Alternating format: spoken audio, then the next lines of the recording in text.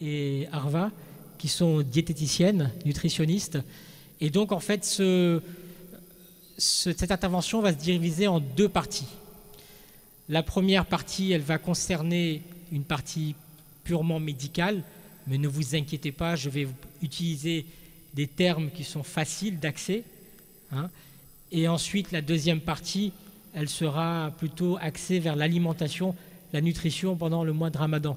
C'est bien cela, hein? Ok, très bien. Ok. Donc, ça fait à peu près 4-5 jours qu'après Badaï Mahi Mubarak Ramzan Matse, on est après Roja Rakhetsi. On est d'accord? Ok. Ce mois, en fait, il est là pour essayer de nous purifier. On est d'accord? Purifier donc notre âme, c'est l'intérêt de ce mois, mais en même temps, en jeûnant, et nos objectifs en même temps, qu'on met, en fait, si vous voulez, on est en train de purifier aussi notre corps. Donc, si vous voulez, il y a une exacte purification spirituelle, là-dessus, on m'a interventionné que quand capable de runa d'acteur, je ne sais pas s'ils sont là d'ailleurs. Bon. Et puis, il y a nous, on va dire les physiciens, et on va essayer d'apporter un petit peu un éclairage de les avantages de ce jeûne, Roja Rakwanu, avantages soutiens par rapport au corps humain. Ok? Donc, avant de rentrer dans le vif du sujet, je vais essayer de faire un peu d'histoire. À jeûne, Barama et clé, Roja Rakwanivat, ça ne date pas d'hier. C'est un sujet qui date d'il y a très longtemps. Il est aussi vieux que 2500 ans en fait. On la couche, hein, vous allez voir. 2500 ans, Nivati. Un certain docteur qui s'appelle Hippocrate, c'était un médecin célèbre grec. Ce médecin, en fait, avait déjà imaginé qu'en faisant une extraction au niveau alimentaire, on pouvait purifier, réparer le corps humain. Donc déjà 2500 ans morts, il y avait déjà ce concept de roja, jeûne. Alors, le jeûne, après, bon, nous on jeûne à partir du moment où il y a le lever du soleil jusqu'au coucher du soleil. C'était différent à cette époque-là, mais n'empêche que le concept jeûne, non, ça existait. Et ce concept de jeûne, il est pas seulement que dans la religion musulmane, dans l'islam, mais elle est également dans d'autres religions.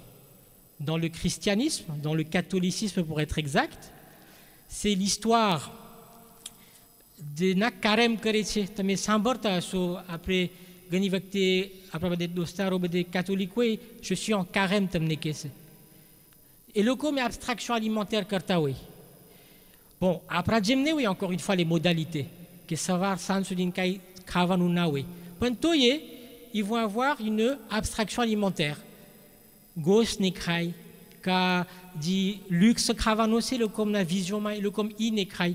Ils vont donc s'abstenir. Le judaïsme maïpon, il concepte Yom Kippour qui est le com. Ok?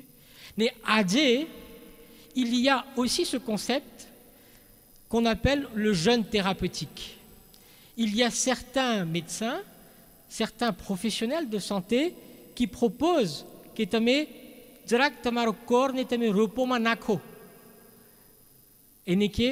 le jeûne thérapeutique. Alors, encore une fois, modalité bidjar, c'est jeûne thérapeutique, c'est même un peu plus coriace que chez nous. Parfois, ils vous disent 24 heures de radio. Ça, c'est le jeûne thérapeutique. Par contre, vous avez le droit de boire de l'eau. Parce qu'ils connaissent, et là, on va discuter tout à l'heure des bienfaits qu'exactement Soukam et le comme Mkit. Donc, après Mazabma, c'est vajib pour les personnes qui peuvent le faire. Il y a bien des raisons, on va essayer de comprendre un peu d'un point de vue scientifique. Il faut savoir que ce n'est pas le jeûne est quelque chose qui est aussi répandu dans l'islam, évidemment, par son caractère obligatoire, mais aussi dans d'autres religions et dans d'autres domaines. L'objectif, soutiens-nous. Il y a l'objectif spirituel, je vous ai dit, je ne reviendrai pas dessus, je ne suis pas expert là-dedans. En revanche, dans mon domaine, le fait de jeûner, ça permet de mettre au repos l'organisme pour le purifier. Ok? J'avance. Alors, avant de parler des bienfaits, qu'est-ce qui se passe lorsqu'on jeûne? Alors, Tembijona, j'ai parlé de plein de trucs un peu scientifiques, parce qu'il faut parler un peu scientifique, mais je vais essayer de vulgariser un petit peu. Pelutoïté, qu'on ne mange pas. Le corps humain, il vit malgré tout pendant ce temps-là. Il faudra qu'il trouve de l'énergie. On a heureusement de l'énergie stockée sous forme de graisse. Pelofaido, ça va venir mobiliser notre stock de graisse. En temps normal, il y a une hormone dans notre corps humain qui va être sécrétée pour réguler le taux de sucre.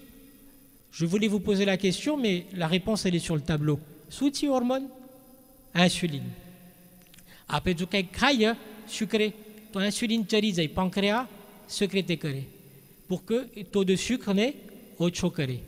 L'inverse, après tout cas, il y a insuline soutaille diminué taille parce que cranobag autre taille. Il n'y a rien de compliqué là-dedans. Hein? Ok. Et donc, le fait de jeûner, ça va entraîner pendant quasiment une trentaine de jours chez nous un taux d'insuline qui va être bas.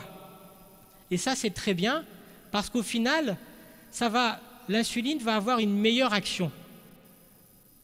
Une meilleure action et ça va aussi faire diminuer indirectement l'inflammation. Le fait de mettre au repos notre corps, qu'est-ce qui va se passer? Il va y avoir un nettoyage cellulaire qui va se mettre en place. Je vais juste vous dire qu'il y a une diminution des protéines de l'inflammation. Et puis surtout, un domaine important, après le corps humain, hein, dans l'intestin, il y a des microbes, des bactéries. Est-ce que vous connaissez ce concept? Qu'après Colomba, au moment où je vous parle, nous tous ici présents, nous avons des bactéries. Ces bactéries sont essentielles pour la digestion. Pendant le jeûne, le fait qu'on ne mette pas à l'épreuve notre côlon, qu'est-ce qui se passe? Ces bactéries ont le temps de se renouveler et de revenir à un écosystème normal. Donc ça, c'est très scientifique. Avez question? Ok. À tout de suite. Bonne monnaie, faille de sonderma. À tout du médical. Ok. Quels sont réellement donc les bienfaits? Bienfait numéro 1.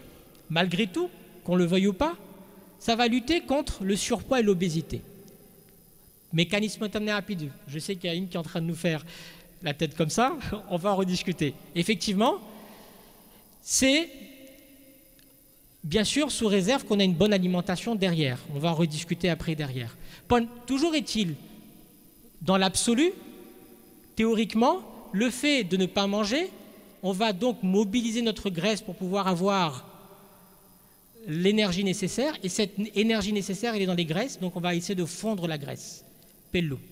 Deuxième chose, l'insuline va de kilo. Le fait que l'insuline va devenir plus sensible qu'elle l'était parce qu'on l'a tellement mis à l'épreuve pendant 11 mois, le fait que la sensibilité de l'insuline est meilleure, ça permet à certains patients en diabète de type 2 d'avoir un meilleur équilibre au niveau de son diabète, paradoxalement. Ça lutte contre les troubles intestinaux.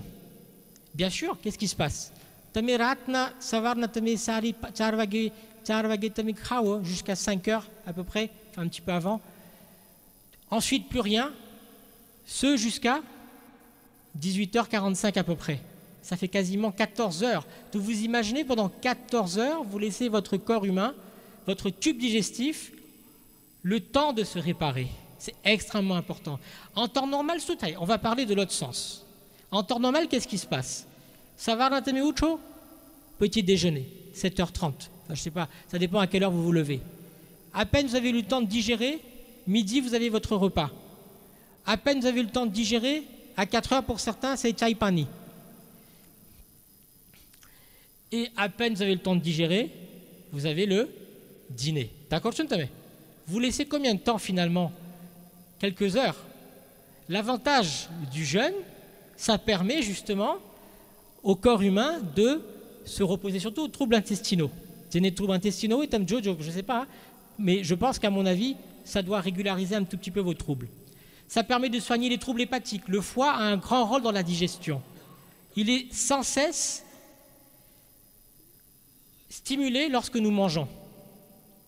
Lorsque vous ne mangez pas, il est au repos. Ça permet de soigner la peau aussi par la même occasion. Parce qu'en fait, ça va permettre de libérer les toxines à travers la peau. Et puis indirectement, dans les bienfaits, il y a l'arrêt du tabac. Alors pourquoi indirectement?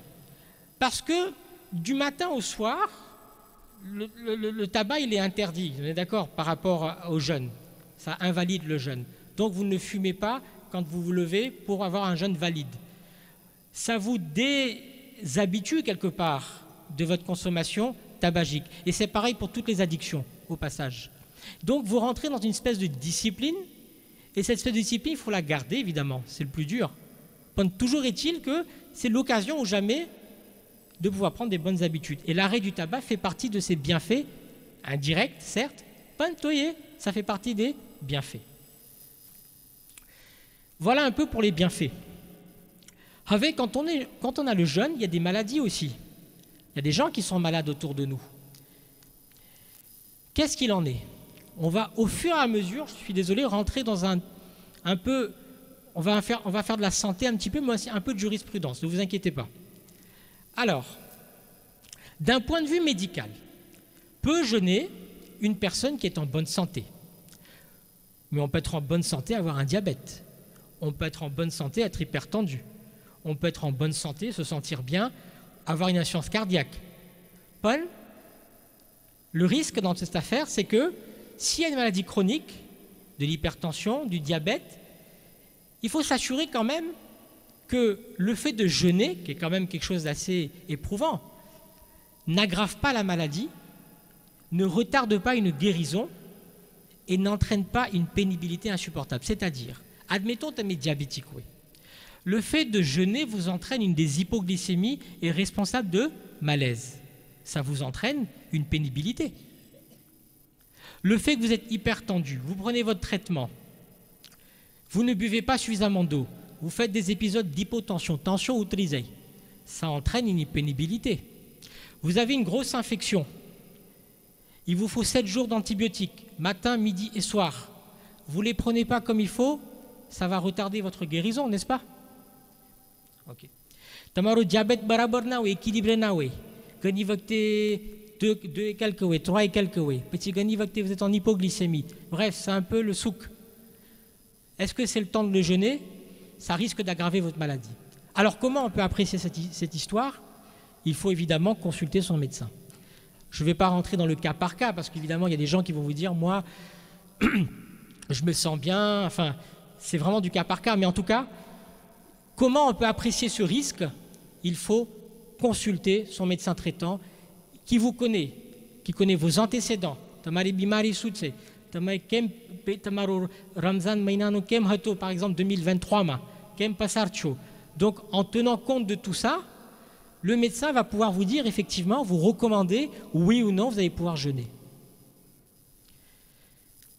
Alors, souvent, les gens m'écrivent ou m'appellent, Nemone Poutse, que bail mané prise de sang, on maro roju tout disait, bail mané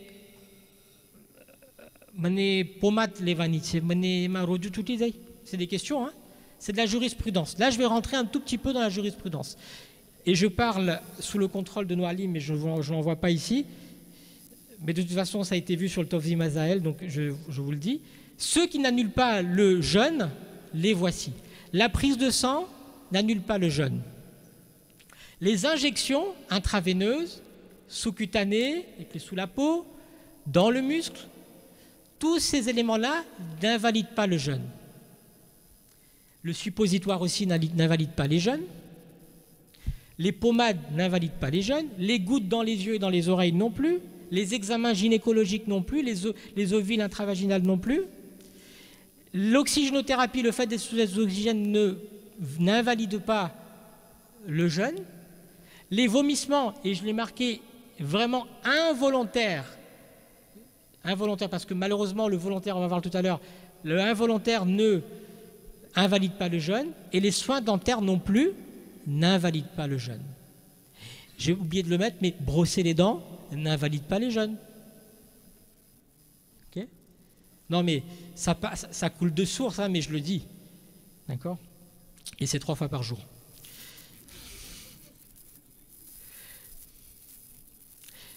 Je passe.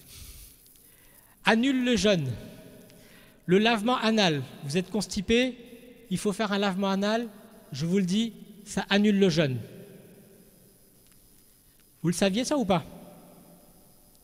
Vous saviez? Qui savait? Ah non, ne levez pas le doigt, pardon. Désolé. Le vomissement volontaire annule le jeûne. D'accord? Donc vous mettez le doigt dans la bouche pour vomir, ça annule le jeûne. Prudence sur certains points. Les sprays nasales, le spray buccal, le comprimé orodispersible et le gargarisme, normalement, dans la théorie, n'annule pas le jeûne. Mais le risque, il est quoi? Le jeûne, c'est quoi? Ça ne doit pas rentrer dans l'estomac, cette affaire. Si vous prenez votre spray buccal et vous êtes sûr d'avoir la bonne technique et être sûr de ne pas l'avoir avalé, pas de problème. Au niveau spray nasal, c'est pareil. Mais pourquoi je dis prudence? Parce qu'il suffit que vous avez été mauvais au niveau de la technique, vous risquez de vous exposer. Donc si vous pouvez éviter, c'est préférable. Et la grossesse dans tout ça? La grossesse, c'est pas très compliqué. Le jeûne est obligatoire, quel que soit le terme.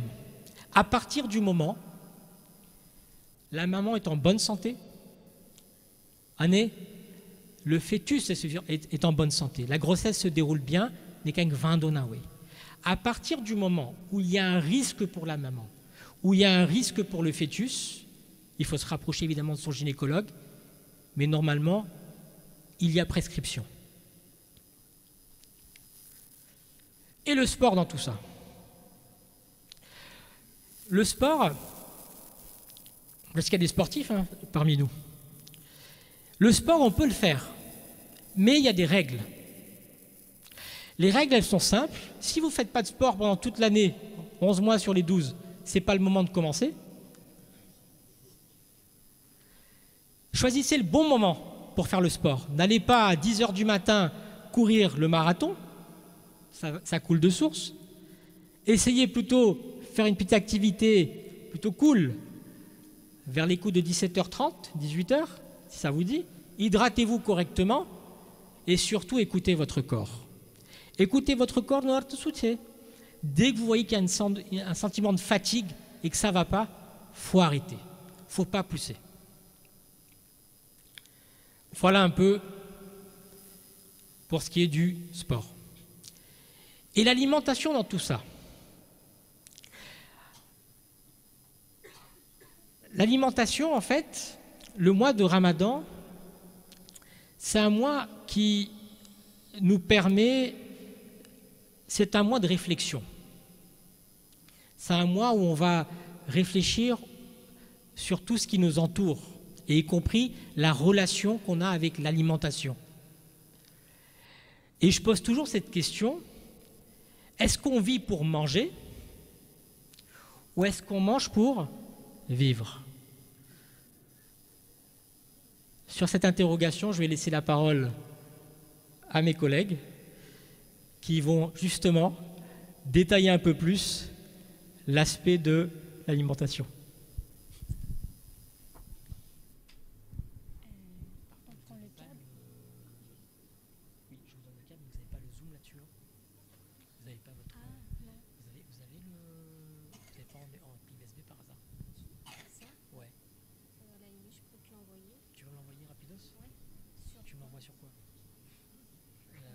Tu as WhatsApp là-dessus ou pas?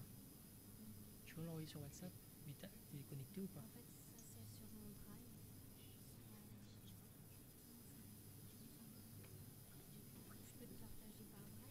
Ouais, tu peux. Ouais, j'ai le drive. Ouais. Enfin, après, je suis sur Mac, mais je pense que ça va.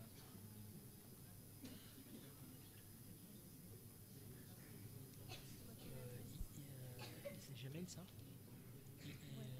ycharifou@gmail.com.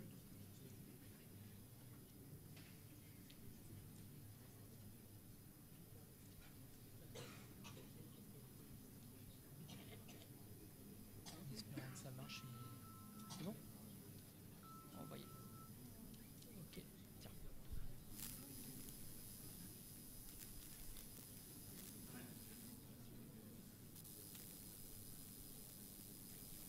Hop là, voilà.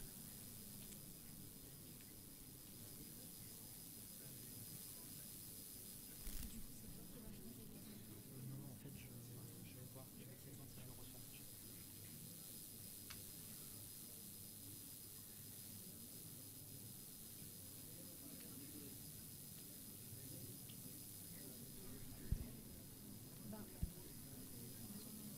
T'inquiète, ils l'ont. Bonsoir à tous. Donc merci beaucoup déjà à toute la communauté Koja et aux médecins, donc Yannick, Reza et Arif qui m'a aussi recommandé pour venir présenter aujourd'hui. Donc moi c'est Insia Goulam Hossein et je suis accompagnée de Arva et nous sommes toutes les deux diététiciennes. Et donc, suite à la présentation de Yannick, nous, ce qu'on vous propose, c'est comment finalement optimiser son alimentation durant ce mois de Ramadan.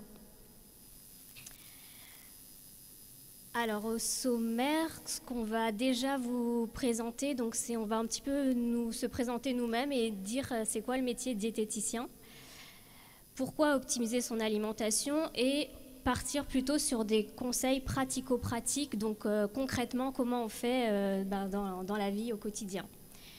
Donc on va parler notamment de rassasiement, de la satiété, de l'hydratation, le sommeil, les dates et les principaux repas, donc le sihori, le iftar et le repas du soir. On va vous donner quelques idées et des astuces d'organisation.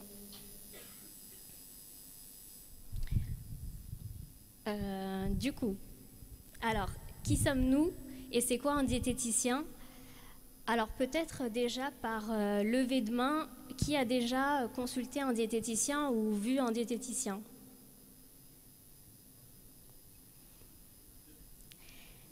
Et qui a déjà consulté un médecin? Par levée de main? Ok, donc beaucoup plus. Donc effectivement, pourquoi cette question? Parce que c'est vrai qu'on ne pense pas souvent à consulter un diététicien. Et du coup, on pensait que ça pouvait être judicieux d'expliquer ce qu'on fait et de présenter ce métier. Tu veux que vas-y. Alors du coup, c'est quoi exactement un diététicien nutritionniste? Donc, au quotidien, ce qu'on fait, c'est qu'on aide et on accompagne les personnes à couvrir leurs besoins en alimentation pour éviter tout ce qui est carence. Par exemple, les carences en fer. Vous êtes familier avec les carences en fer? Ou soit l'évolution ou l'apparition d'une maladie. Donc au quotidien, pendant les consultations, il y a des personnes qui viennent nous voir, qui sont soit atteintes de diabète ou de cholestérol et qui veulent rééquilibrer un petit peu leur alimentation pour pouvoir, on va dire, diminuer l'évolution de leur maladie. Et des fois, il y a des personnes qui sont en très bonne santé, qui viennent nous voir tout simplement parce qu'elles veulent optimiser encore plus leur santé.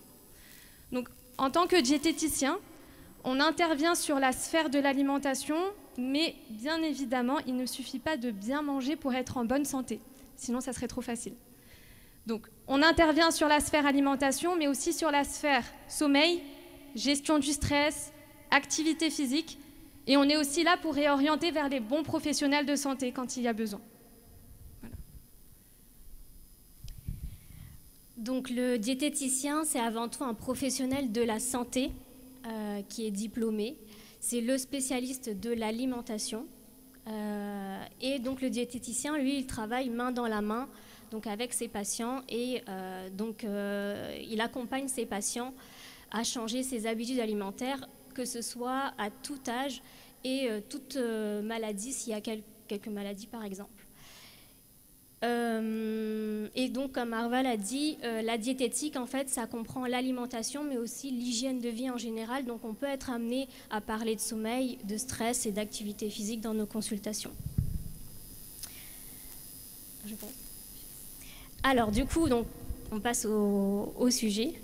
Pourquoi optimiser son assiette pendant le mois de Ramadan? Donc, tout d'abord, pour rester dans l'état d'esprit du jeûne du Ramadan, puisque, comme Yannick aussi l'a dit, c'est aussi un mois qui nous permet de réfléchir, qui nous permet de se reconnecter aussi à soi, de se reconnecter aux autres. Et quand on dit se reconnecter à soi, c'est aussi se reconnecter à son corps et à ses sensations alimentaires, notamment, à sa relation avec la nourriture. Préserver la santé et prévenir les carences nutritionnelles.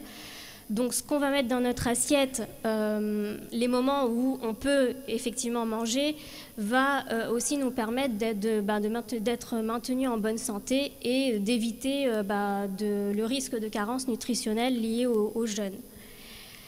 Maintenir une bonne énergie tout au long de la journée.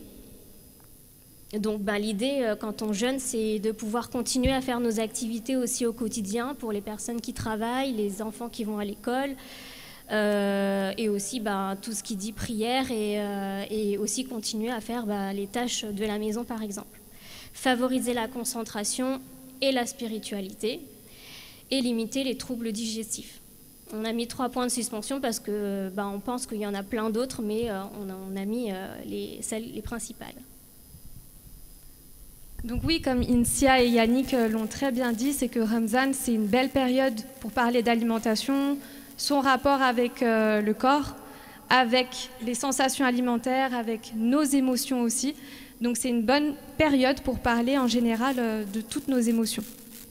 Et ça nous permet aussi d'être en quelque sorte conscient de ce que l'on mange, mais aussi être conscient de comment on mange. C'est très important de prendre conscience de ça aussi.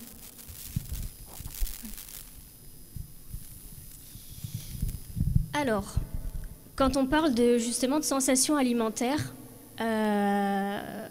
l'idée pendant le mois de Ramzan, c'est de favoriser le rassasiement et augmenter cette satiété. Alors, ce sont des mots de notre jargon et peut-être que ça ne vous parle pas.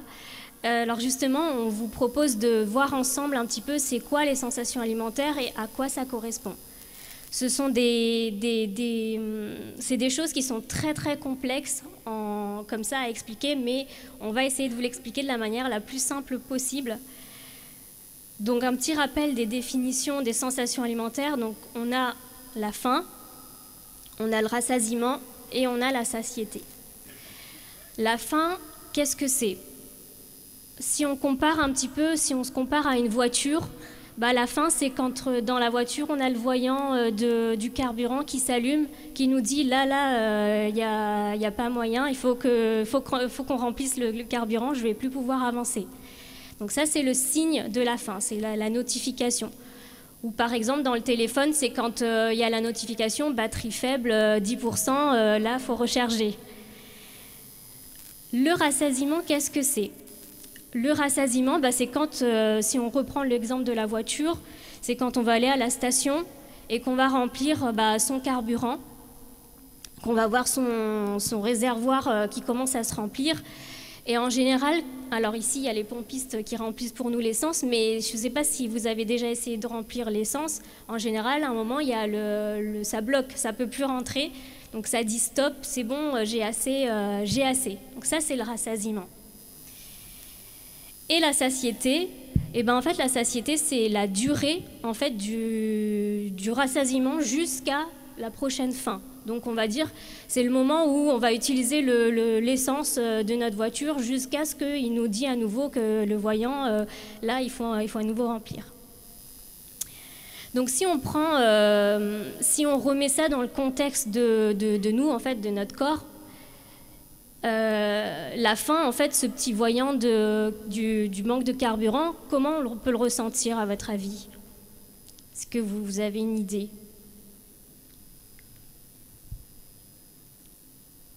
La faim, comment on sait quand on a faim?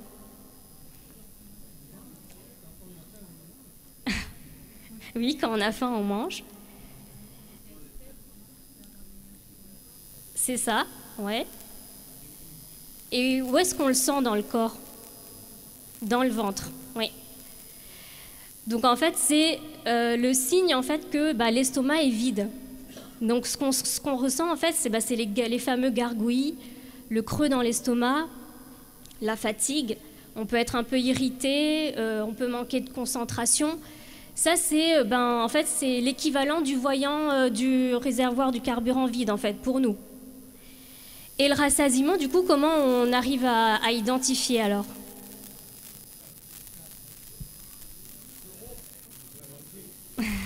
C'est rempli. Et en fait, le rassasiement, c'est quand l'estomac, effectivement, se remplit, mais bien souvent, il reste encore de la place. Le rassasiement, c'est un peu moins subtil que la faim. La faim, en général, on arrive très facilement à ressentir cette sensation, mais le rassasiement, surtout avec nos vies modernes, nos vies actuelles, on va le voir après, c'est plus difficile de ressentir ce petit signal-là. Et on a beaucoup moins de plaisir aussi à manger un aliment. Ça, c'est aussi un autre signe qui peut nous dire, là, c'est peut-être le moment où il faut que je m'arrête de manger. Et la satiété, ça reste toujours la durée du rassasiement jusqu'à la prochaine faim. Alors pourquoi on parle de ces sensations alimentaires finalement en fait pendant le mois de Ramzan? Parce qu'en fait ce qu'on essaye, en tout cas notre objectif, c'est d'essayer d'augmenter au maximum la satiété, c'est d'essayer de tenir cette durée et de tenir un maximum dans la durée de la journée pour pouvoir avoir de l'énergie finalement pour faire les activités qu'on fait. Et donc, on vous propose des astuces pour y arriver. Donc, qu'est-ce qui aide à ressentir le rassasiement? Alors, on a du coup... Donc, en fait, finalement, c'est qu'est-ce qui aide à sentir que là, stop, je suis assez remplie et c'est bon, en fait, on peut arrêter. Il y a déjà de prendre le temps de manger. Puisque pour sentir ce stop-là, le cerveau il a besoin de 15 à 20 minutes pour pouvoir envoyer ce signal. Bien mastiquer, ça permet déjà de prendre du temps, prendre aussi le temps de manger, et ça permet aussi d'envoyer au cerveau, puisque la salive va donner des petites enzymes, et ça va envoyer aussi le signal au cerveau du fameux stop. Savourer les aliments. Le plaisir alimentaire va être très important également. Porter attention à ce que l'on mange. Porter attention à ce que l'on mange, en fait, ça nous invite par exemple à manger assis sur une table, dans le calme. Ça permet d'être plus conscient à ce qu'on est en train de manger et ça favorise le rassasiement. La sérénité face aux aliments. Et la composition des repas. Donc ça, on va le détailler après. Donc c'est un repas équilibré, donc qui contient des protéines, des graisses, des sucres de bonne qualité et en quantité suffisante. Un apport en fibres suffisant et des aliments peu transformés. Et du coup, ce qui n'aide pas à ressentir le rassasiement, donc là, je vais aller assez vite parce que c'est un peu le contraire de ce qu'on a vu tout à l'heure. Donc manger vite, une mastication insuffisante, manger des aliments qu'on n'aime pas ou manger quand on est forcé ou dans la contrainte ou manger quand on est stressé ou on est pressé et on doit vite manger, là on risque pas de ressentir ce fameux stop. La présence de distraction, manger devant la télévision ou avec son téléphone portable, ou autre objet connecté, ou avec un bruit, les enfants qui crient, etc. Donc ça ne permet pas de ressentir le rassasiement. Des pensées, jugements face aux aliments. Si on est en train de manger et qu'on se dit « Ah, ça c'est pas bon pour moi, ça c'est bon pour moi, ça c'est mauvais, ça c'est... si on est un petit peu en train de juger ce qu'on est en train de manger, ça ne va pas favoriser le rassasiement. L'excès de sucre et d'aliments ultra transformés, en fait, ces aliments-là vont favoriser en fait une faim très rapide et vont nous pousser plus à manger davantage plutôt qu'à s'arrêter et à être en sentiment de satiété. L'effet buffet, si par exemple on a une tablée remplie de nourriture ou si Si voilà, bon ben, après c'est sûr pendant Ramzan en général on est plein à craquer le soir, c'est la fête et on a plein à manger, bah ça va pas aider à ressentir le rassasiement. Et certaines habitudes ancrées liées à notre éducation, par exemple, je sais que moi par exemple, ben, j'ai grandi avec il faut finir tout ce qu'il y a, il faut finir toute l'assiette et il faut finir la marmite, il faut finir tout ce qu'il y a. Donc, quand on a ça qui est ancré dans notre tête, c'est difficile aussi de ressentir le rassasiement parce que on va avoir tendance à manger plus que ce qu'on a besoin.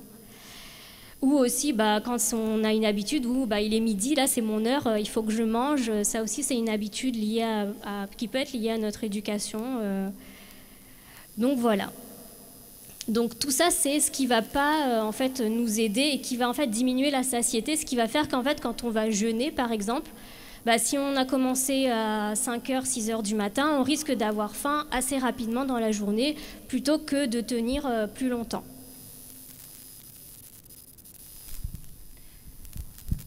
Alors du coup là, on va passer sur le point hydratation et on va surtout parler de l'importance de cette hydratation durant le mois de Ramzan. Parce que l'alimentation, on sait que quand même il faut être précautionneux, mais des fois on a tendance à négliger l'hydratation. Donc là, ça va être un petit peu en interaction les parties qui vont suivre. Donc, que pensez-vous de votre hydratation durant ce mois? Là, depuis les quelques jours où Ramzan ça a commencé, qu'est-ce que vous pensez de votre hydratation? Et pourquoi c'est si important de bien s'hydrater, à votre avis? Déjà, est-ce que vous buvez suffisamment? Là, depuis ces quelques jours, depuis que Ramzan ça a commencé, je vois des non. Non? Ça va? Est-ce que tu bois autant qu'avant Ramzan? Non? Et vous? Ça va. Alors, pourquoi c'est si important de bien s'hydrater, à votre avis? Surtout pendant Ramzan. On sait qu'en général, c'est bien, mais surtout pendant Ramzan, pourquoi c'est bien de s'hydrater? Est-ce qu'on vous a déjà parlé de ces points-là? On peut avoir une infection urinaire, oui. Des migraines, voilà. Ça, c'est un point. Les migraines. Est-ce qu'il y a d'autres choses qui vous viennent à l'esprit?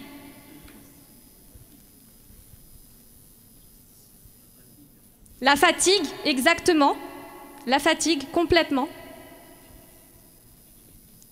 Donc alors, pourquoi c'est si important de bien s'hydrater? Déjà, tout simplement pour éviter la déshydratation. Pendant Ramzan, on est sujet à se déshydrater beaucoup plus vite qu'au quotidien. Pour éviter les migraines et les maux de tête. Quand on ne s'hydrate pas bien, on peut avoir des maux de tête qui sont très intenses. Ensuite, pour éviter la fatigue, vous l'avez dit tout à l'heure, et le point le plus important aussi, c'est la constipation. Pour éviter la constipation pendant Ramzan, des fois on voit beaucoup de patients qui sont constipés. Et l'un des points sur lesquels ils doivent travailler, c'est l'hydratation. Donc, quelles sont vos astuces pour consommer suffisamment d'eau pendant Ramzan? Quelles sont vos astuces pour rester suffisamment hydraté pendant ce mois? Est-ce que vous avez mis des choses en place à la maison ou pas? Non? Manger des fruits, ouais, parce qu'il y a beaucoup d'eau. Super, super.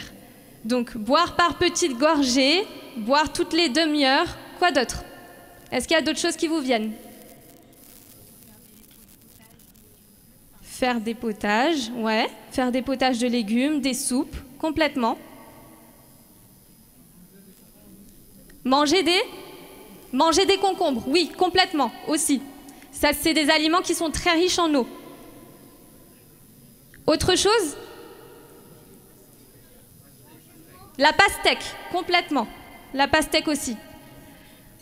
Donc là, je vais vous donner quelques astuces pour rester bien hydraté pendant Ramzan. Donc, totalement, vous l'avez dit, madame, donc boire par petites gorgées. Qu'est-ce qui se passe quand on boit d'un coup? Des fois, on a tendance à avoir trop soif et on peut être capable de boire, par exemple, 1 litre d'eau, de finir la bouteille. À votre avis, est-ce que c'est bon de faire ça? Pourquoi?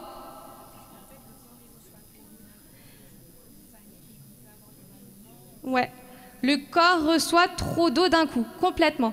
Le corps, il a besoin de temps pour absorber l'eau que vous lui apportez. Si vous buvez d'un coup, vous allez vous déshydrater. Parce que ingérer des grosses quantités d'eau, qu'est-ce qui va se passer? Dans la quinzaine de minutes qui suivent, vous allez aller aux toilettes. Donc vous allez libérer toute l'eau que vous avez bue, sans forcément l'absorber. Vous voyez, quand vous allez aux toilettes, l'eau elle est claire quand vous buvez des grosses quantités d'eau. C'est parce que le corps il n'a pas eu le temps de travailler. Donc déjà d'une, si vous buvez en grosse quantité, vous n'allez pas absorber l'eau. Et de deux, vous allez surcharger le travail de vos reins. Parce que c'est vos reins qui produisent l'urine. Et donc les reins n'auront pas le temps de produire l'urine. Donc l'eau va directement passer de la bouche aux toilettes. Ensuite, le deuxième conseil que je peux vous donner, celui-là il est dur. Ça demande de se lever un petit peu plus tôt pour manger le matin. Donc c'est au réveil de prendre 1 ou 2 verres d'eau, boire tranquillement, gorgée par gorgée, et puis une quinzaine, vingtaine de minutes après, vous prenez votre souhour, votre sihori. Et après, une fois que vous avez fini de manger, 15 minutes, 30 minutes après, vous reprenez tranquillement un verre d'eau. Donc l'idée, c'est vraiment de répartir votre consommation d'eau, c'est pas de boire d'une seule traite. Ensuite, ce que vous pouvez faire aussi, c'est boire un verre d'eau pendant le ftour, pendant iftar. Ça permet de vous réhydrater aussi après la journée de jeûne que vous avez passée, parce qu'on a passé quand même plus de 10 heures à jeûner. C'est long. Et on a plus soif en général que faim. Donc l'idée, ça va être de prendre un verre d'eau, encore une fois, boire gorgée par gorgée, petit à petit. Et l'astuce que je peux vous donner, est-ce qu'il y a des personnes qui ont de l'acidité, qui ont des remontées gastriques, qui ont des nausées, qui peuvent se sentir ballonnées? Est-ce qu'il y a des gens qui ont ce problème-là? Ouais. L'astuce que je peux vous donner, que vous pouvez mettre en place si vous le souhaitez, c'est boire un verre d'eau tiède à température ambiante.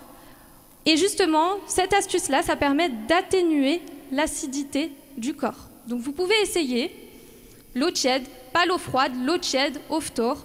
Et ça permet d'atténuer les ballonnements, les nausées, l'acidité, les remontées tout simplement. Ensuite, quatrième point, donc ça vous l'avez très bien dit, hein, c'est consommer des aliments qui sont riches en eau. Donc la pastèque, le concombre, les soupes, tout ça, ça rentre à l'intérieur. Et ça permet d'optimiser votre hydratation. On n'y pense pas souvent, hein, mais ça compte. Limitez la consommation de café, de thé et de boissons sucrées. On est d'accord, il n'y a pas marqué interdire, il n'y a pas marqué supprimer, il y a marqué limiter. C'est-à-dire que si vous restez à un verre de tcha, un verre de café, ça va. Si on monte à 8, 10, est-ce que vous savez pourquoi il faut limiter? Exactement, ce sont des boissons diurétiques, c'est-à-dire ce sont des boissons qui vous font uriner, qui font aller aux toilettes. Donc, comme je vous ai dit, un verre de aller à la limite, ça va. Quand on monte à plus de 2, 3, 4, là, ça commence à faire beaucoup pendant le mois du Ramadan. Parce que pendant le mois du Ramadan, comme le titre le dit, il faut optimiser son hydratation. Et ensuite, dernier point, ça on l'a déjà évoqué au début, mais c'est vraiment, il faut répartir la consommation d'eau durant la journée. C'est la clé. La clé, c'est répartir, boire par petites gorgées, essayer d'optimiser un maximum. Ok? Est-ce que vous avez des questions sur l'hydratation? Oui?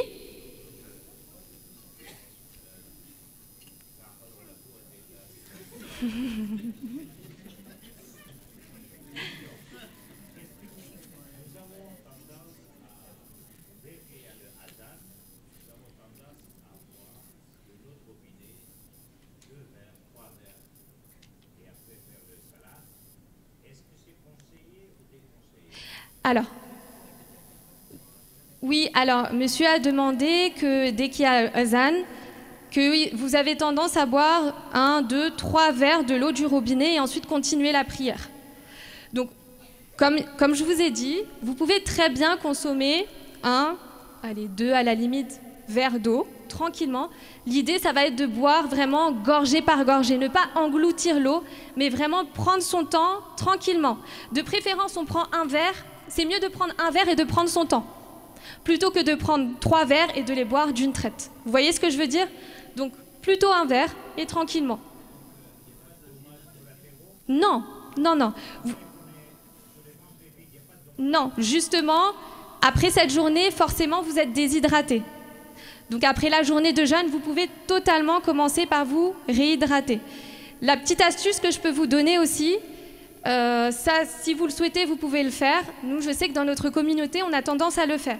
C'est prendre une petite pincée de sel avant de boire le verre d'eau. Cette petite pincée de sel, c'est du chlorure de sodium. Ce chlorure de sodium, il permet d'augmenter l'assimilation de l'eau et il permet d'optimiser la digestion. Donc tout ce que vous allez manger après, ça va permettre de mieux le digérer. Donc ça, c'est la petite astuce. Juste une petite pincée. Vous ne prenez pas tout le sel, vous ne le mangez pas. Hein. Juste avec les doigts, une petite pincée et vous buvez votre verre d'eau. Ça, c'est le top du top. On ne peut pas faire mieux. OK ? Alors, ce que je vous propose de faire, c'est que les questions, on les garde pour la fin. On avance, vous les gardez en tête. On avance et à la fin, on vous laissera 5-10 minutes pour poser vos questions. Ça vous va ? Vous gardez en tête, parce qu'il y a encore 4-5 points à aborder. OK ? On va faire un petit point sommeil, parce que le sommeil, c'est quand même important. Bon, c'est pas l'alimentation, mais ça fait partie de l'hygiène de vie. Donc là, combien d'heures de sommeil est-ce que vous avez eu durant ces derniers jours? Est-ce que ça se rapproche de l'heure du sommeil quotidien ou est-ce que là, c'est différent? C'est différent? C'est plus ou moins? Il y en a, c'est plus. Parce que tu es en vacances, c'est pour ça. Plus, moins. Comment est-ce que vous vous sentez en général? Est-ce que plus fatigué, plus... Fatigué? C'est parce que tu dors trop, je crois. Alors, pendant Ramzan, il y a votre rythme biologique qui va être un petit peu perturbé, c'est-à-dire le rythme jour-nuit. C'est un petit peu inversé. Et la bonne gestion du sommeil, ça va permettre un petit peu de réguler ce rythme biologique et ça va permettre surtout de l'adapter au rythme de Ramzan. C'est ce qu'on cherche à faire. Chacun d'entre vous, vous avez un capital sommeil, c'est-à-dire un nombre d'heures de sommeil que vous avez au quotidien. Normalement, pour un adulte, au minimum, c'est 7 heures. Donc l'idée, ça va être que pendant le mois de Ramzan, vous vous rapprochez de ce capital sommeil. Si vous avez l'habitude de dormir 7 heures d'habitude, eh ben pendant le mois de Ramzan, il faut vous rapprocher un maximum de ces 7 heures. C'est difficile, hein. C'est difficile, mais je vais vous donner quelques petites astuces rapidement pour essayer d'optimiser ça. Donc là, pour revenir rapidement, un sommeil de bonne qualité, ça je vous apprends rien, mais ça permet déjà de nettoyer le corps, de réguler toutes vos petites hormones dans votre corps, que ce soit l'insuline, le glucagon, le cortisol. Ça permet aussi de reconstruire vos stocks d'énergie, ça permet de régénérer vos os, vos muscles, de fortifier votre système immunitaire. Si vous ne dormez pas bien, vous êtes plus sujet à tomber malade. Ça permet aussi de baisser le stress et de prévenir de nombreuses maladies. Donc ça, c'est égal à un sommeil de bonne qualité. Donc pour avoir un sommeil de bonne qualité, qu'est-ce qu'on pourrait privilégier? Donc, première astuce, ça c'est plus les conseils pendant Ramzan, mais vous pouvez les appliquer au quotidien aussi. Déjà, c'est d'avoir un bon rythme au niveau des heures de coucher et réveil, avoir des horaires fixes. Votre corps tout naturellement va s'habituer et vous allez voir, vous allez vous réveiller sans réveil au bout d'un moment. Arrivé au milieu de Ramzan, plus besoin de réveil, plus besoin d'alarme, automatiquement et tout naturellement, vous allez vous réveiller. OK? Deuxième point, il y en a qui vont être contents, mais c'est des siestes pendant la journée. Ça, c'est optimal. Rappelez-vous, il faut se rapprocher de son capital sommeil. Donc, grâce à ces siestes-là, vous pouvez vous rapprocher de votre capital sommeil. Ensuite, faire des activités calmes avant le coucher. Donc ça, les activités calmes, ça peut être la lecture du Coran, ça peut être pratiquer la gratitude, la reconnaissance, ça peut être faire de l'écriture, ça peut être tout simplement discuter avec sa famille, mais faire quelque chose de calme. Faire des repas légers avant le coucher, ça c'est primordial aussi, hein. Faire des repas légers, ça permet d'avoir un sommeil de bonne qualité. Pourquoi? À votre avis, si on fait un repas copieux, qu'est-ce qui se passe?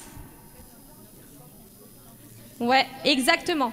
Notre corps prend trop de temps pour digérer. La digestion, elle va être plus longue et ça va entraver la qualité du sommeil.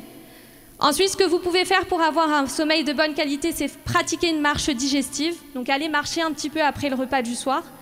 avoir une bonne hydratation, faire de la luminothérapie. C'est-à-dire que dès que vous vous réveillez le matin, allez faire un petit peu de marche, exposez-vous à la lumière. Ça permet de réguler un petit peu le corps et réguler les hormones à l'intérieur de vous. Ça vaut aussi pour le quotidien, mais avoir un environnement propice pour le sommeil, c'est très important. Dormir dans une pièce qui est assez froide, donc qui est fraîche, pas de lumière, que vous soyez dans le calme.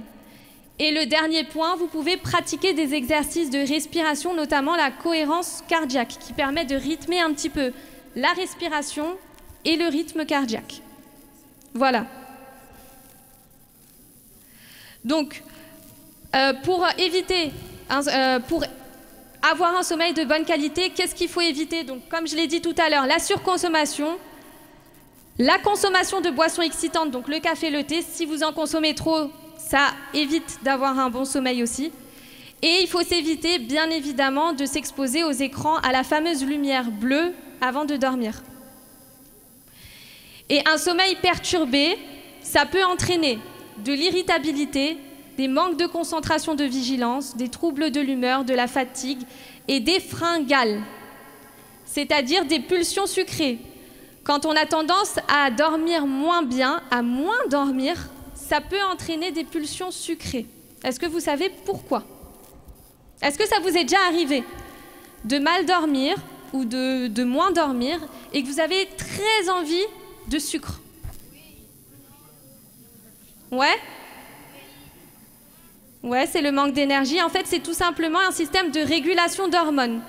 Dans votre corps, vous avez deux petites hormones qui régulent la faim et qui régulent la satiété. Pour faire très simple, quand vous dormez, vous avez votre hormone de la satiété qui est au max. Rappelez-vous, Insia l'a dit tout à l'heure, c'est quand on se sent bien, quand on n'a pas faim. Et vous avez votre hormone de l'appétit qui est au plus bas. Si vous ne dormez pas, c'est l'inverse. Votre hormone de l'appétit, elle va monter au plus haut, et votre hormone de la satiété, elle va être au plus bas. C'est pour ça que vous avez faim quand vous ne dormez pas assez. C'est parce que votre appétit, il est plus stimulé à cause de cette fameuse hormone qui s'appelle la gréline. Voilà. Et là, on va arriver au dernier point pour moi. Donc là, les dates, les fameuses dates. Les 4 jours. Donc, les 4 jours pendant le ftour, pendant l'iftar, c'est bon ou pas? Vous êtes sûr? Ça dépend? Ça dépend combien on en mange. Est-ce que vous prenez tous des 4 jours au ftour? Non? Oui? Oui? Tout le monde? Alors, je connais beaucoup de personnes qui ne prennent pas aussi. Ouais. Donc, exactement. Donc, il y a énormément de bénéfices à prendre 1 ou 2 4 jours. On reviendra sur la quantité après. Mais les bénéfices de consommer des dattes pendant le ftour, déjà, c'est très riche en vitamines, en minéraux, en sucre naturel et en fibres. Donc, imaginez-vous, vous n'avez pas mangé depuis des heures. Ce que vous allez faire, si vous voulez, petite pincée de sel, votre verre d'eau et la date. La date, ça permet de relancer un petit peu la machine, de relancer les mécanismes de votre corps. Ce que vous mangez permet d'apporter de l'énergie à votre corps. L'eau ne permet pas d'apporter de l'énergie à votre corps. Une voiture, si vous lui mettez de l'eau à la place de l'essence, elle ne va pas avancer. Donc le corps, c'est pareil. Il a besoin d'énergie qu'il va trouver dans la date pour avancer. Et la date, c'est parfait parce qu'il y a du sucre et il y a des fibres. Donc ça va être de l'énergie qui va être libérée lentement dans votre corps. Ok, donc maintenant, la prochaine fois, quelqu'un vous demande pourquoi c'est bien de manger des 4 jours au ftour, bah, vous savez pourquoi. Et qu'est-ce que vous consommez pendant le ftour, du coup? Donc, le lot, les 4 jours, qu'est-ce qu'il y a d'autre? Samosa. Qu'est-ce que c'est? Kubo? Kubo? Le kubo? D'accord. Ok. Du riz. Directement au iftar? Oui, le riz, vous mangez directement? Non? Non, j'ai des non. Est-ce que ici, à la mosquée, on vous distribue le iftar ou pas? Ouais. Qu'est-ce qu'on vous distribue la plupart du temps? Du pain? Il y a du thé? Ouais. Du kubo? Des boissons? Des boissons, il y a? Ouais. Il y a de la salade aussi? Oui? Pour le iftar, pas pour le repas du soir, hein, pour le ftour du coup. Ouais, mais comment vous avez le temps de manger? Parce qu'il y a la prière en même temps à faire et vous mangez en... Donc, après la prière, mais pendant la prière, qu'est-ce que vous mangez quand vous cassez le jeûne? Rien du tout? Vous entamez le dîner directement, le repas du soir directement, d'accord. Ok, parfait. Bah c'est parfait alors. Parce que dans certaines communautés, on a tendance à faire quand même des gros repas pour le iftar. Alors que le iftar, c'est comme un petit goûter. Donc c'est très bien ce que vous faites. Vous pouvez boire de l'eau, prendre une khajour et ensuite attendre 15-20 minutes et puis manger tranquillement, ouais, comme vous le faites là à l'heure actuelle. Donc voilà. Donc en général, pendant le iftar, c'est un verre d'eau. Vous pouvez rajouter la petite pincée de sel, le khajour et éventuellement un verre de lait ou une tisane si vous voulez. Donc je vous rappelle encore, le ftour, c'est un goûter. C'est pas un repas, mais vous le faites déjà super bien. Et là, c'est...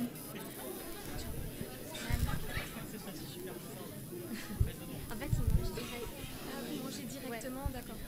En fait, si tu veux, après le namaz, descends manger. Tu as D'accord. le thé, tu as le sac. D'accord.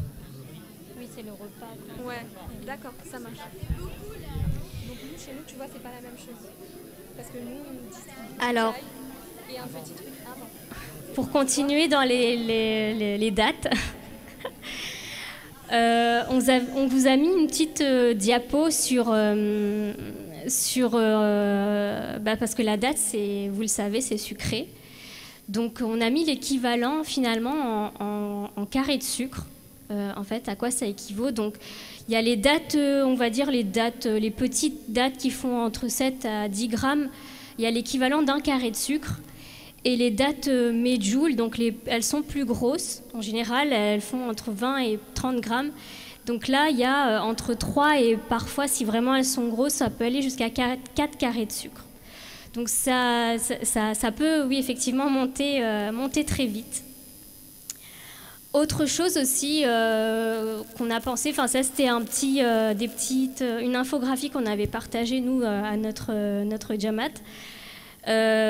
Quand on choisit en fait ces aliments, les étiquettes elles en disent beaucoup. Et justement, pour prendre l'exemple des dates, par exemple dans la première image sur la gauche, donc c'est un paquet de dates où quand on regarde la liste des ingrédients, donc il n'y a pas que des dates dedans. On voit qu'il y a aussi du sirop de glucose et on a un conservateur E202. Et à côté, donc à droite, on a un autre paquet de dates où là, quand on lit la liste des ingrédients, il n'y a qu'un seul ingrédient, c'est les dates. Donc qu'est-ce que ça veut dire? Ça veut dire qu'en fait l'aliment, le produit de gauche, en fait, c'est ce qu'on va appeler, on appelle ça un aliment ultra transformé. Donc c'est un aliment qui est fabriqué par les industriels qui ont rajouté, on ne sait pas trop pourquoi, du sucre dedans alors que la date est déjà sucrée. Et donc les aliments ultra transformés, on l'a vu un petit peu avant, mais ça ne va pas favoriser le rassasiement et ça va plus nous donner envie de manger encore plus et encore plus. Donc pareil, voilà une petite astuce quand vous lisez les étiquettes.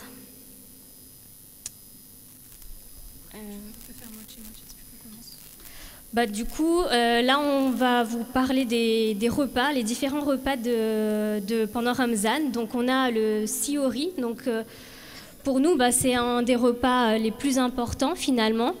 C'est ce qui va permettre d'apporter à notre corps le carburant pour pouvoir tenir tout au long de la journée. Et comment apporter ce bon carburant-là, finalement, ça va être la composition aussi de ce qu'on va mettre dans ce repas. Là, c'est un peu notre jargon à nous. Donc, on conseille d'y mettre des protéines, des féculents, des fibres, du bon gras, des vitamines, des minéraux. On va vous détailler après à quoi ça correspond. Le iftar, donc c'est vraiment la rupture du jeûne. Donc, c'est là où vraiment on va prendre un petit truc sucré, donc comme la date, et un verre d'eau pour relancer la machine, comme on l'a dit. Donc là, ce qu'il faut, c'est les glucides. Donc les glucides, ça va être le fameux khajour ou autre, hein, ça peut être des fruits par exemple, qui va apporter des glucides et des fibres et l'hydratation par l'eau. Et le repas du soir, donc qu'on recommande d'être plutôt léger mais nutritif, donc qui va contenir des protéines, féculents, fibres, bons gras, vitamines, minéraux, tout comme le repas du matin. Donc là, comme Insia vient de le dire, donc les protéines, les histoires de protéines, de féculents, de vitamines, de minéraux. Donc un exemple pour le siori, un exemple de protéines, c'est les œufs. Les protéines, qu'est-ce que ça permet? Ça permet d'atteindre cet effet de satiété. Vous vous souvenez, tout au début, Insia a parlé de satiété. Donc ça permet tout simplement de tenir au ventre. Quand vous allez rajouter des protéines, ça va vous permettre de tenir au ventre. Pour le bon gras, pour le siori, on peut rajouter par exemple de l'avocat. C'est des très bonnes graisses qui ne font pas grossir. Parce qu'il n'y a pas d'aliments qui font grossir, bien évidemment. On peut rajouter une source de féculents, donc du pain, qui va permettre d'apporter de l'énergie tout au long de la journée. Et puis on peut finir par un petit fruit qui sont très riches en vitamines et en minéraux. Donc ça, pour le siori, c'est un petit déjeuner complet. Ça va vous permettre de tenir toute la journée. Ensuite, pour le ftour, donc le petit verre d'eau, la petite pincée de sel et le khajour. Et pour le repas du soir, comme Insia l'a dit, il faut que ça soit léger et nutritif. Donc un maximum de légumes, des fruits, des féculents qui vont vous permettre d'apporter de l'énergie pour tenir, pour bien dormir aussi. Donc les féculents, tout ce qui est riz, pâtes, pommes de terre, ça il faut en manger quand même un petit peu le soir. Pourquoi? Parce que ça augmente la qualité du sommeil. Ça permet de favoriser la production de l'hormone du sommeil qui est la mélatonine. Okay? Donc toujours mettre un petit peu de riz, un petit peu de pâtes ou autre pour le repas du soir. Donc accompagné d'une protéine de bonne qualité, ça peut être de la volaille par exemple, accompagné d'une soupe, comme madame l'a dit tout à l'heure, donc ça permet d'optimiser l'hydratation, et une petite salade fraîche. Voilà. Donc avec ces 3 repas-là, vous tenez pendant tout le Ramzan, avec une productivité qui est au top et une énergie qui est au top. Là, du coup, c'est peut-être qu'on pourra vous remettre des idées de recettes, en fait, des idées pour le siori le matin. Donc, c'est des idées qui, justement, illustrent un petit peu tous les éléments nutritifs qu'on recommande. Donc il y a le parfait aux fruits, donc avec du yaourt, du granola, au muesli, des fruits, le sandwich aux œufs, des muffins, un porridge, des pancakes, ça peut être des rotlis aussi ou des rotlas, c'est très nourrissant et c'est très nutritif. Et le fameux pain beurre confiture aussi, hein, ça marche très bien. Pour les personnes, par exemple, qui ont du mal à se lever le matin ou qui sont pressées, parfois ça peut être pratique d'avoir des petits muffins où on se lève, on va juste manger un petit quelque chose, ou bien le sandwich aussi, ça peut se préparer à l'avance, ou le porridge aussi, ça peut être fait la veille et on le laisse toute la nuit dans le frigidaire.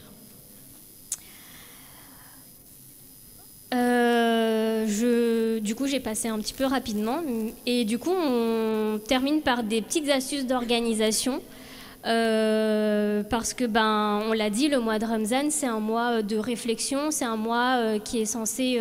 c'est pas un mois où on doit passer 4 heures dans la cuisine à préparer le repas. Donc, privilégier une cuisine très simple et efficace. Préparer des grandes quantités pour plusieurs jours, par exemple, et congeler ce qui peut l'être. Faire participer la famille à la préparation des repas. Privilégier des cuissons rapides. Et le mieux, c'est de planifier ses menus et faire une liste de courses. Voilà, donc ça, c'est des petites astuces d'organisation pour éviter la fatigue qu'on a déjà par la pratique du jeûne. Donc, c'est vraiment comment optimiser finalement son ramadan. Voilà. Donc oui, pour finir, en fait, Ramzan, ce n'est pas uniquement synonyme d'alimentation, bien évidemment. Il faut bien manger, oui, certes, mais il ne faut pas oublier qu'il faut se concentrer aussi sur la prière, sur les bonnes actions, sur les choses que l'on a, pratiquer la gratitude, faire de l'introspection. Toutes ces choses-là c'est sur lesquels on doit se concentrer pendant le mois de Ramadan. Et des fois, on a tendance à l'oublier, comme Insia l'a dit. Des fois, on a tendance à passer trop de temps dans la cuisine, à trop réfléchir, à faire des choses futiles, alors qu'au final, on a tout devant nous. Donc, soyez reconnaissants et pratiquez la gratitude pendant ce mois béni. Merci beaucoup de votre attention. On a terminé.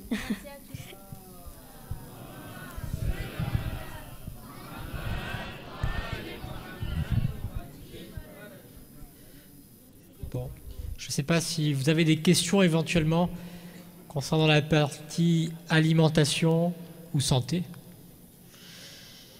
Alors attendez, j'ai reçu une question. Je vais la reprendre. Hop. 30 secondes.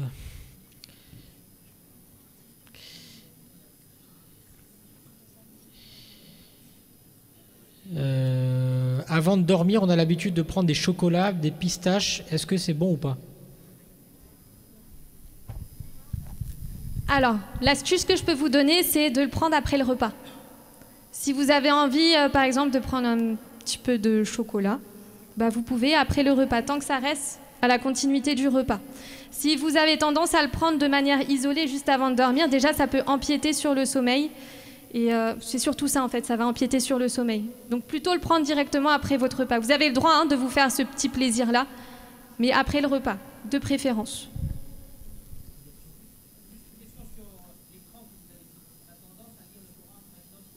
Oui. C'est mieux le... Ah. Alors, monsieur dit que le Coran, nous aussi dans notre communauté, on a tendance à le faire. Je vois la plupart des jeunes et puis tout le monde, même moi je le fais. Le Coran, c'est sur le téléphone maintenant, parce qu'il y a des applications qui sont super.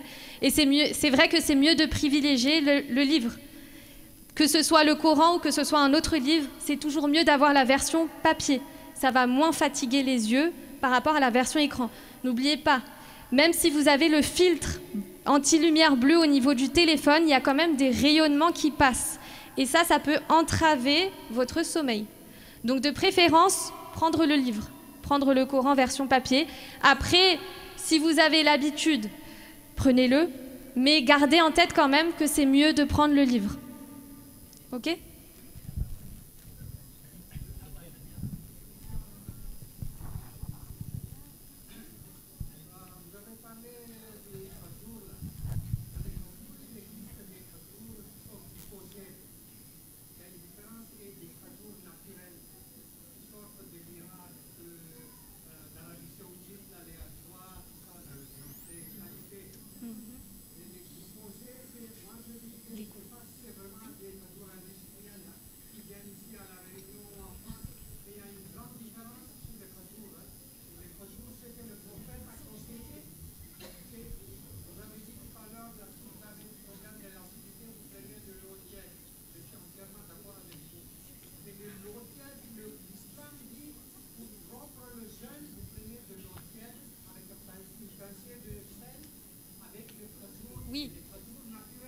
Oui.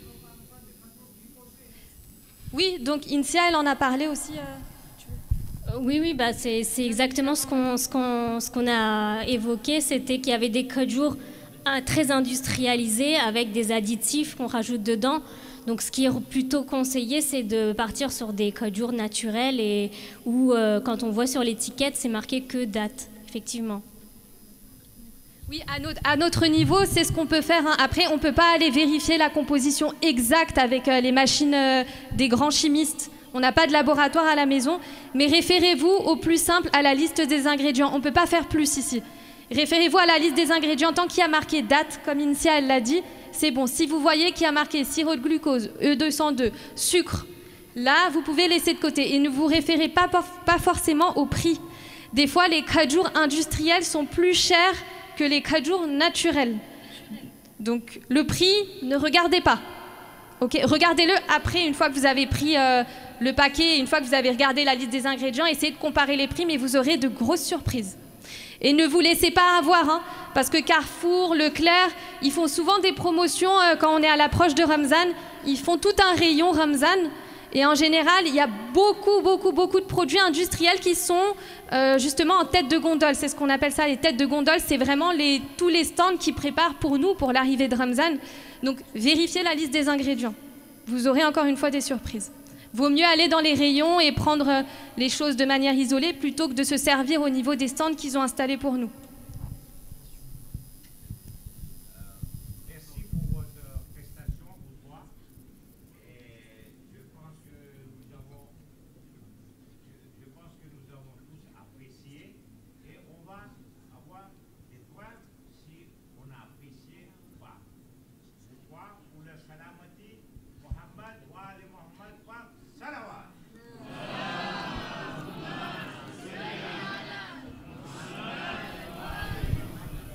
Alors, il y a juste une question qui vient de...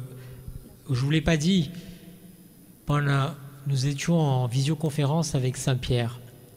Donc, au moment où on est en train de faire notre conférence, Saint-Pierre est connecté avec nous. Donc, c'est pas mal. Hein. Donc, ils ont des questions. Il y a juste une question avant de celle de Saint-Pierre. J'ai une question qui est purement technique pour vous. Le fait de prendre le série avant de dormir, c'est-à-dire vers minuit. Est-ce que c'est bien ou pas pour ne pas se lever tôt le matin? En gros, manger vers minuit, comme ça on est bien, et puis après on fait dodo, on se lève vers 4h30, 5h, à la limite on va boire un peu d'eau et on va faire notre namaz et terminer, fin de l'affaire. Est-ce que c'est bien ou pas?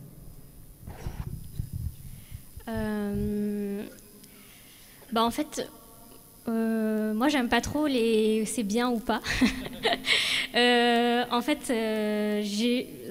c'est juste que d'être conscient que si on mange à minuit, forcément, nous, on est comme une machine, on continue de fonctionner pendant la nuit. Et du coup, le carburant va être utilisé aussi pendant la nuit. Donc, ce qui fait qu'en fait, la satiété, elle va pas pouvoir durer aussi longtemps que si on aura mangé le matin. Mais après, voilà, si vraiment il y a des personnes qui n'arrivent pas à se lever le matin, et que c'est la seule solution, oui, mais c'est juste d'être conscient que le risque, c'est d'avoir faim dans la journée. Une question qui vient de Saint-Pierre, enfin 3 questions qui viennent de Saint-Pierre. Elles ne sont pas en rapport vraiment avec le ramadan, je ne vous cache pas. Première question, différence. Et c'est vrai que je me suis posé la question en voiture tout à l'heure avec ma femme. On s'est dit, mais c'est quoi la différence entre diététicienne et nutritionniste? Alors, gros coup de stress dans la voiture. Tout de suite, Google est ton ami, on a regardé. Je me souviens plus de la réponse, c'est vrai, je suis désolé. Mais je voulais savoir un petit peu quelle est la différence entre les deux. Première question. La deuxième, si elle est non prise en charge ou elle est prise en charge par la sécurité sociale, pour l'interrogation, et si elle ne l'est pas, quel est le tarif appliqué? C'est très indiscret, effectivement. Donc, non, mais il faut le... D'accord. Et en tant que diététicienne, est-ce que vous intervenez en entreprise pour un coaching? Différence entre les deux. 2, si c'est pris en charge ou pas, on va dire, de manière un peu plus... Et 3, si vous intervenez dans une entreprise. Alors, différence entre diététicien et nutritionniste, oui, on l'a, je pense, 50 000 fois par jour. En fait, le diététicien, c'est un métier, c'est un diplôme qui est reconnu. Donc, pour devenir diététicien, il faut faire des études et avoir ce diplôme d'État qui fait que le diététicien devient un professionnel de la santé. Le terme nutritionniste, en fait, il veut un petit peu rien dire, tout et rien dire, c'est-à-dire que un nutritionniste, faut souvent aller chercher qu'est-ce qu'il y a avant. Donc, par exemple, nous, on peut s'appeler diététicien nutritionniste. On peut être médecin nutritionniste, on peut être ingénieur nutritionniste, mais nutritionniste tout seul, ça n'a pas vraiment de valeur, une valeur... Voilà, c'est pas reconnu en tout cas. En fait, n'importe qui peut se dire nutritionniste, c'est-à-dire on a fait 1 heure de nutrition quelque part, on peut être nutritionniste. Par contre, diététicien, c'est un diplôme. Ah oui. Alors du coup, là, malheureusement, non, on n'est pas pris en charge par la sécurité sociale. Les consultations ne sont pas prises en charge. Certaines mutuelles, oui, prennent en charge. Donc ça dépend de votre mutuelle. Et du coup, le tarif est libre en fait par les diététiciens, mais je crois que c'est aux alentours entre 50 et peut-être 80 € la consultation. Alors oui, on peut intervenir en entreprise, oui, on peut faire des ateliers, on peut faire alors coaching, je ne sais pas trop ce que la personne veut dire par là, mais ça peut être, oui, des interventions, de la sensibilisation en fait auprès des employés d'une entreprise, oui. Oui. Est-ce que si on se lève le matin pour jouer, est-ce que ce sera bien ou pas quand on fait notre Zoom? Est-ce que quand on fait l'écran le matin, est-ce que c'est bien de se réveiller ou pas? Ça nous fatigue ou pas? Bien sûr, ça te fatigue. Et j'ai une question, c'est pour moi, hein, cette question-là qu'on a reçue. La question, c'était si on pouvait éclaircir un tout petit peu la notion de l'intraveineuse. Qu'est-ce que c'est en fait l'intraveineuse? En fait, bon, l'intraveineuse, ça veut dire quoi? C'est donc une injection dans les veines. Et par rapport aux jeunes, effectivement, c'est quelque chose qui est permis. Le fait de faire une injection intraveineuse, ça peut être une hydratation, ça peut être, imaginons, j'espère pas, mais si vous avez un problème de santé, que vous avez jeûné et que vous débarquez aux urgences dans mon service et que je dois vous poser une intraveineuse, un sérum, et que vous êtes en état de jeûne, le jeûne n'est pas invalide, quoi. D'accord ? Après, l'autre question qui m'a été posée, c'était en état de fatigue, est-ce que la vitamine C serait autorisée en intraveineux, c'est ça? Je pense c'est intraveineux, donc parce que la vitamine C orale, par la bouche, on ne peut pas, évidemment, c'est interdit, enfin, ça va invalider le jeûne. En revanche, en injection, pourquoi pas, mais je vous avouerai que c'est tellement rare, cette situation, que je ne pense pas que ce soit vraiment la solution à un problème de fatigue, et je pense qu'il y a d'autres pistes à explorer, telles que le sommeil, telles que le niveau alimentaire de ce qu'on va mettre sur notre assiette, de comment on va gérer ce jeûne. Voilà un petit peu pour ce... Et puis une dernière question, pourquoi est-il néfaste de dormir après minuit, même si l'on attend tout de même notre capital de sommeil de 7 heures? En gros, faut-il dormir avant minuit ou après minuit, même si on a fait 7 heures de sommeil? Est-ce que c'est grave ou pas? Alors, il vaut mieux dormir avant minuit, hein, bien évidemment, parce que scientifiquement parlant, quand on dort après minuit, vers minuit, en fait, c'est le moment où notre corps il est à son pic. C'est-à-dire que tous nos organes fonctionnent au maximum, de façon les plus optimales. Notre corps, il est en train de se réguler de manière optimale vers minuit, 1 heure. Votre foie, il va grossir en volume. Tous vos organes, ils vont optimiser leur fonctionnement vers ces horaires-là. Donc vous voyez, si vous ne dormez pas pendant ce temps d'horaire-là, votre corps ne va pas pouvoir bien se régénérer, bien se nettoyer, bien fonctionner de manière optimale. Donc vraiment, cette plage horaire-là, elle est là pour bien faire fonctionner votre corps de manière durable. C'est pour ça qu'il est conseillé de dormir avant minuit. Ok. Bah écoutez, merci beaucoup. Ah. Oui. C'est d'usine. Voilà, merci beaucoup à vous. C'est samedi, vous êtes fatigués, vous avez fait 14 heures de jeûne, vous avez quand même pris quasiment 1h30 à nous écouter. J'espère que vous allez pouvoir mettre en pratique toutes ces recommandations, c'est pas évident. Et puis, je souhaite un très bon Maï Ramzan. Merci à vous. Merci à vous.